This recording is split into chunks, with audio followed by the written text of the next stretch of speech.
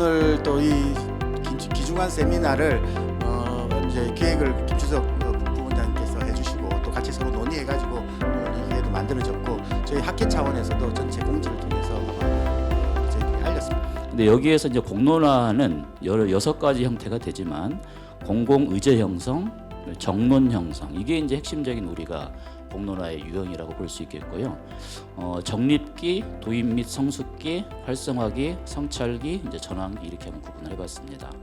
정립기는 이제 이때 우리 사회에서 이제 노무현 정부 들어오면서 시민 참여에 대한 논의가 활발했고요. 그것에 기법으로서의 이제 이런 공론화가 논의가 됐죠. 그래서 공공 갈등 관리 이론과 기법이라는 책이 이론가들이 참여해서 종합 정리가 됐었습니다.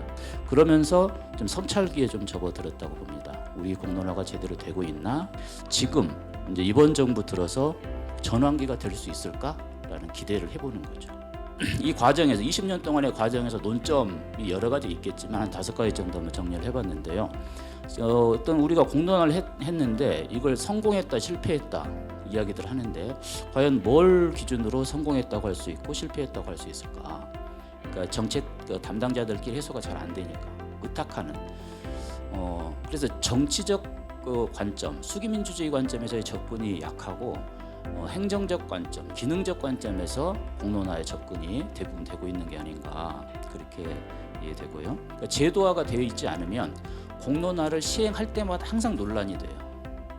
왜 그 공론화를 하냐, 왜 이주제로 하냐, 왜 이런 설계를 하냐, 뭐 이런 논란들이. 그래서 제도화가 필요하다. 그런 점에서 지금 우리의 그 공론화 형태는 상당히 안 좋은 형태죠. 그러니까 지금 왼쪽에 아래 정부 주도이면서 비제도. 여기에 어찌 보면 공론화의 본성적 관점에 봐서도 좀 우려가 있을 수 있는 거고, 그다음에 불필요한 그런 그 논란이 될 수도 있는 그런 형태로 지금 대부분 되고 있다. 하버마스는 2가지 경로로 이야기를 했다고 해요. 공론화가 그러니까 시민에서부터 이런 정부로 올라가는 이것을 바람직한 그 공순환적 공론화라고 봤고, 정부에서부터 시민으로 내려오는 이거를 반순환적 공론화로 본 거죠. 물론 여기에 다 부정적인 것만 아닙니다. 여기에 이 4가지 그러니까 폐쇄적 대화, 이해관계의 충돌, 왜곡된 합의, 민주주의의 질 저하가 발생할 우려가 있으니 항상 반순환적 공론화를 기획할 때는 이걸 염두에 두고 이게 발현되지 않게끔의 공론화를 해라. 이렇게 이해하면 좋죠. 그런데 우리는 어쨌든 정부가 하고 있기 때문에 정책에 직접 반영될 수 있는 여건은 되죠. 그게 반순환적인 그 네거티브한 요소가 있긴 하지만 정부 주도 공론화라고 이야기하는 그 보편적 한계 아까 그 반순환적, 그다음에 비제도 기반 공론화, 불필요한 그런 논란들이 있게 되죠. 민간과 시민단체 중심의 공론화가 침체될 상황이라고 볼 수 있겠고요. 그다음에 공론화 의제 제한점으로는 정책 기조, 그다음에 국가 장기 과제 이런 걸로 좀 더 확장적인 공론화가 돼야 되지 않나. 시민성에 대한 불신으로 전문가가 너무 과도하게 개입된다는 점. 그다음에 설계 운영 측면에서는 공론화 모델이 좀 편중돼 있다. 그다음에 대표성에 너무 과도한 집착을 한다. 연구 베이스에서 보면 수기민주주의 측면에서 공론화의 어떤 심층 분석이 거의 돼 있지 않습니다. 그러니까 그 기술적 관점이나 기능적 관점에서 공론화의 뭐 연구도 좀 제한돼 있을 뿐만 아니라 양적으로도 적을 뿐만 아니라 내용적으로 저는 수기민주주의 관점에서의 사례를 갖고서 수기민주주의 관점에 접근한 논문은 거의 없어요. 그러니까 이론적 관점에서 언급은 있긴 하지만 주로 유럽적 특성이죠. 물론 이제 소규모가 참여하죠. 여기는 이제 많은 사람이 참여할 수 있는 미국적 공론조사가 가장 대표적인 것이 있어요. 합의냐 선호 투표냐 우열을 가리는 거냐. 그게 하나의 그 모델을 가르는 중요한 기준이라고 볼 수 있다 싶고요. 그다음에 어떻게 참여하느냐, 자발적 참여냐, 랜덤 샘플링이냐, 또는 자발적 참여나 동원이냐. 자발적 참여라는 말이 뭔가 포지티브한 느낌으로 다가오는데 절대 그렇지는 않죠. 그 편파가 발생할 수 있습니다. 특정한 집단이 참여함으로 해가지고 상당히 문제가 될 수 있는 요소가 있는 거죠. 그렇지만 타운홀 미팅 같은 경우는 자발적 참여를 해요. 또 동원도 하고 국가이슈 포럼도 마찬가지고요. 그다음에 이제 랜덤 샘플링인데 이제 다수들이 참여하는 건데 이걸 이제 그 수기의 관점에서 봤을 때는 시민을 신뢰하느냐 그렇지 않느냐가 가장 큰 증거가 될 수 있겠고 그것의 현상이 전문가의 역할이 뭐냐 이 관점에서 나눌 수 있다고 봅니다. 그러면 모델의 구분하는 축은 의사결정 방식, 대표성, 수기성 이 관점에서 구분이 되는 거죠. 독립적이다는 거, 그 정부의 관여를 안 받는다 이런 차원이 아니라 우리 그 공론화 관점에서 보면 전문성을 좀 축적했으면 좋겠다. 그다음에 공론화 결과들이 아카이브가 좀 돼서 확장이 되는 그러려면 사실 전담 기구가 있어야죠. 지금은 공론화 다 시행되면 그 위원회나 해당 부처에 그냥 있어요. 전혀 그 비전문가들이 그냥 관심도 안 가지고 가요. 그래서 지금 아카이빙 관점에서는 우리나라에서 우리가 제일 많이 갖고 있어요. 이게 문제죠. 정부가 가지고 있어야 되죠. 그러려면 독립기구가 있어야 된다 저는 싶어요. 가장 중요한 요건은 높은 시민성이다. 네. 이런 조건에서 보면 우리 계엄과 탄핵 그 이전의 광장 이런 시민들이 우리 지금 그 동료 시민들인 건데 이런 좋은 조건에서 공론화가 제대로 활성화될 수 있어야 되는 거고 이런 좋은 조건이기 때문에 정책 기획자들도 공론화를 더 생산적으로 기획하고 운영을 해야 되지 않나 싶습니다. 여러 가지 또 질의응답이 있으면 논의를 이어가도록 하겠습니다. 논점들에 대해서 말씀드리겠습니다. For all of you to think about how to define success when we talk about deliberation. When we think about deliberation, one possible result is an informed public, people that know more after discussing. And the next is actually having lasting effects of deliberation for the general public. And the last is what was discussed earlier about whether policy impact should be considered one of the ways to define success. We have a deliberation, AI-assisted deliberation platform that we used actually in 2002 in partnership with Hankook about the metaverse deliberations. The platform has no human moderator. It is only it's an automated system where we can have many small groups discuss together simultaneously. And our lab is now building out our platform to have a deliberation on demand, which means that anyone here could go onto our platform and create your own meeting and have the deliberation with a small group or many groups at any time. So that will happen very soon in the coming year.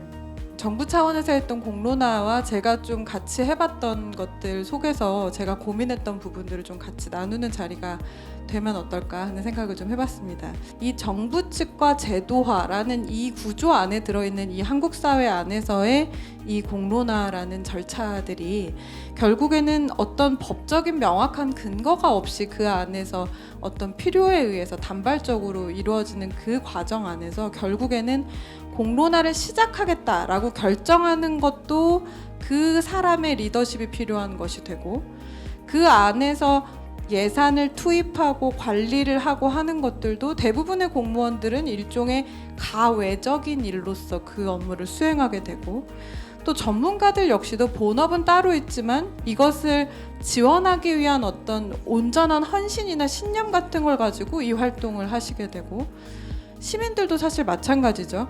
사실은 이런 부분들이 아주 기본적인 제도적인 기반 위에서 갖추어지게 되면 이런 걸 사실 고민할 필요는 없는 단계로 넘어가게 되는 거거든요. 제가 신고리 주장을 분석하면서 가장 많이 느꼈던 거는 모더레이터가 굉장히 큰 역할을 수행하고 있다는 점이었습니다. 서로 궁금한 것을 찾아가면서 이야기를 나누는 것입니다 라는 걸 굉장히 많이 강조를 했거든요. 그런데 이제 갈등을 해소하는 차원에서 어떤 부분에 있어서는 이건 제 개인적인 의견입니다만은 의견의 대립이 있어야지만 갈등이 해결되는 부분도 있고 또 사람들이 비단 자기를 설득하고 싶지 않아도 또 자기가 얘기를 하면서 의견을 조금 정리해 나가다 보면 그 자체가 또 수기가 되는 경우도 있습니다. 그래서 저는 모더레이터들께서 이런 식으로 조금 참여자들이 대화하는 거를 너무 제한하지 않는 방향으로 공론화가 진행되었으면 좋겠다라는 생각을 하였습니다. 어찌됐거나 이런 왜곡된 의사소통을 어떻게 막을 수 있을 것인가에 대한 그런 논의가 필요하죠. 그럴 때 공론화의 소집 권한, 의제 선택의 권한, 그 다음에 수기와 합의 형성 과정의 투명성 확보 방안, 이런 것들을 우리가 통제하면 정부 주도 공론화의 여러 가지 제한된 문제점들을 해결해 나갈 수 있을 것 같고요. 과도하게 축소된 상태로 한국에서는 그 대표성의 개념을 활용하다 보니 공론화라는 것이 대의민주주의에서 많이 사용하는 인구통계학적 대표성으로 왜곡돼서 활용이 되는 것 같아요. 주어진 특정 의제에 대해서 어떤 의견들이 있는지를 사전에 조사하고 이들이 1대1로 참여하는 것이 사실은 수기민주주의의 대표성이거든요. 그런데 우리는 기껏 수기민주주의를 위해서 공론화를 한다고 하면서 대의민주주의의 대표성 개념과 접목시키다 보니 이건 수기도 아니고 대의도 아닌 어정쩡한 상황이 되는 거죠. 하여튼 플로어에서 질문을 한 뭐 두세 개 정도 받고, 예, 그게 혹시 해당하는 선생님께서 답변을 하면서 전체적으로 마무리를 하도록 하겠습니다. 연금개혁 때도 그랬지만 미래 세대의 의제를 현재 세대가 논의하고 있는 이런 사안들에 대해서 그러면 그런 의제는 대표성을 어떻게 가져갈 것인가에 대한 고민이 굉장히 많습니다. 다만 더 먼 미래에 대한 것을 현 세대에서 만약에 한다라고 하면 그 부분은 사실은 우리가 지금 하고 있는 이 토론과 논의가 기록되고 남는다. 그리고 다른 사람들도 이 모습을 보고 있다라는 어떤 그 상황 자체가 어떻게 보면 그 대표성 있는 어떤 이런 것들을 만들어줄 수 있는 조건으로서 작동할 수 있지 않을까 하는 생각을 합니다. 어쨌든 간에 이 공론의 장과 여기는 시민사회의 시민이 참여해야 되는 건데 우리 한국 사회 시민사회의 수준에 대해서 좀 질문 드려보고 싶고요. 두 번째는 그러니까 결국 그 시민들이 의사결정을 할 때 대의제나 직접민주주의보다 이 수기민주주의라는 이 과정이 비용도 더 들고 시간이 더 많이 걸리지만 효용이 있다고 느껴야 그 다음에 우리 시민들이 참여하고 거기에 자원을 투여할 텐데 현재 우리 상황들을 볼 때 단적으로 정치사회에서의 정치적 의사결정을 보면 무관심하고 정치 엘리트들에게 맡겨놓고 그리고 짧고 자극적인 정보들만 받으려고 하는 이 시민, 그러면 이 문제는 어떻게 해결할 건지. 시민성은 그 관점에 따라서 우리가 신뢰할 수 있기도 하고 그렇지 않기도 하고 상황에 따라서 신뢰할 수 있고 그렇지 않을 때도 있어요.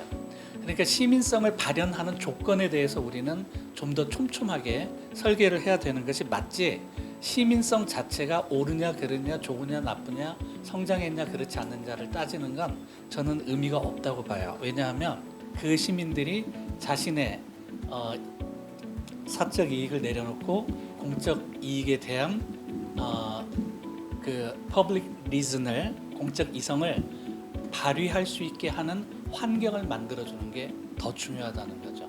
이게 제도화가 되면 유연성이 떨어진다는 단점이 있고, 그리고 제도화가 되더라도 그거를 악용할 사람들은 또 그 룰 안에서 또 악용을 찾아서 가거든요.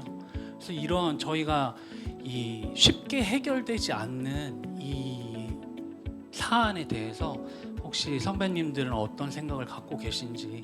My answer is to have more of these discussions, more ways of teaching younger students that are looking to be in politics or working in government so that they understand what deliberation is. So I think these workshops and going into schools and perhaps trainings for in the government and providing these types of information so that they can understand when to use deliberation is very important.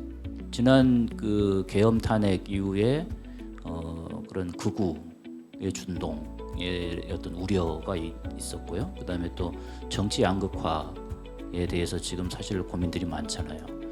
이제 이걸 어떻게 해소할 수 있느냐의 관점에서 사실은 이 공론화만큼 좋은 게 또 없다 싶어요. 그것이 또 우리 사회 변화적 측면에서 봤을 때 그런 점을 갖고 은재 박사님 말씀대로 모델도 만들려고 노력도 해보고, 그다음에 또 그런 걸 잘 적용하려고도 노력도 해보고 그랬으면 좋겠습니다. 한국 사회 공론화 좀 더 발전을 위해서 노력해야 될 것 같고, 우리 또 한국 리서치도 또 노력해 주셨으면 좋겠습니다. 오늘 여러 가지로 감사하게 생각합니다. 감사합니다.